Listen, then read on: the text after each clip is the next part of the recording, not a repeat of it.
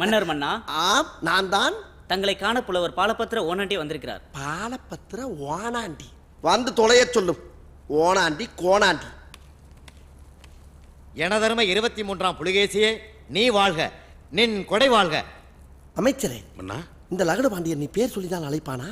புலவர்களுக்கே உள்ள ஆணவம் மன்னா. ஆம்.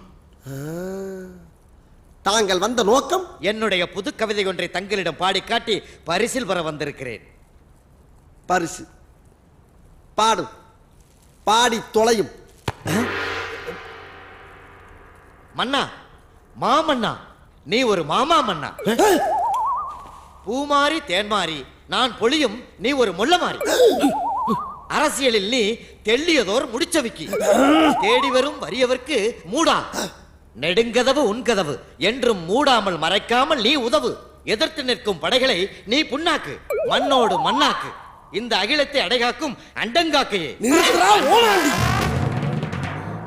சிங்கத்தின் கொகைக்குள்ளே வந்து அதனுடைய பிடரியை பிடித்து தொங்கவா பார்க்கிறாய்? நான் என்ன குற்றம் செய்தேன் மன்னா? எதற்காக நான் என்னை திட்டினாய்? திட்டினேனா? தங்களை பாராட்டி பாடல் தானே பாடினேன். அமைச்சரே, என்ன பிதற்றுகிறான்? ஓனாண்டி, சிறிதும் இடைவெளி இன்றி மன்னரை பார்த்து திட்டினாயே, எதற்காக? எப்போது திட்டினேன்? புழுகாதே புலவா. மன்னரை பார்த்து மாமா மன்னன் என்றாயே. ஆமாம், மாமன்னர் என்றால் பெரிய மன்னர், மாமா மன்னர் என்றால் மன்னர்களுக்கெல்லாம் மன்னர் என்று கூறினேன். மன்னரின் முகம் பார்த்து முள்ளமாரி என்றாயே. ஆமாம், மாறி என்றால் மழை, முள்ளிலிடத்தில் பெய்கின்ற மழை போன்றவனே என்று கூறினேன். முடிச்சவிக்கி அரசியலில் போடுகின்ற சூழ்ச்சியான முடிச்சுகளை அவிழ்ப்பவன் என்று கூறினேன். மூடா என்றாயே. அடுத்த வார்த்தையை சேர்த்து பார்க்க வேண்டும்.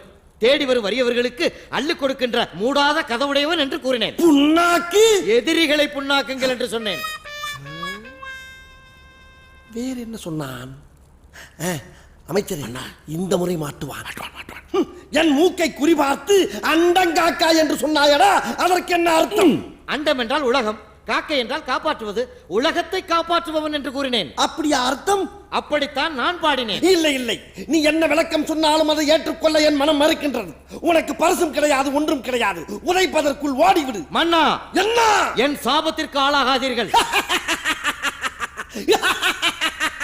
மன்னா, வயதிலே மூத்தவன் என்ற முறையில் சொல்லுகிறேன், அளவுக்கு அதிகமாக நடக்கிறேன். எதற்கும் ஒரு எல்லை உண்டு. டே பாலபத்திர ஓனாண்டி, என்னிடமா எதிர்த்து பேசுகிறாய்? இன்னும் கொஞ்ச நேரத்தில் உன் கண் விழிகள் இரண்டும் பிதுங்கி வெளியே தொங்க போகிறது. யாரங்கே அந்த மூக்குப்பிடியை அள்ளி அவன் முகத்தில் போடுங்க. இது அநியாயம், அக்கிரமம். எனக்கு இது நியாயமடா. அடக்கட்டும், நன்றாக தூவுங்கள். அடே ஓனாண்டி புலவா, உனக்கு ஒருவனுக்கு மட்டும்தான்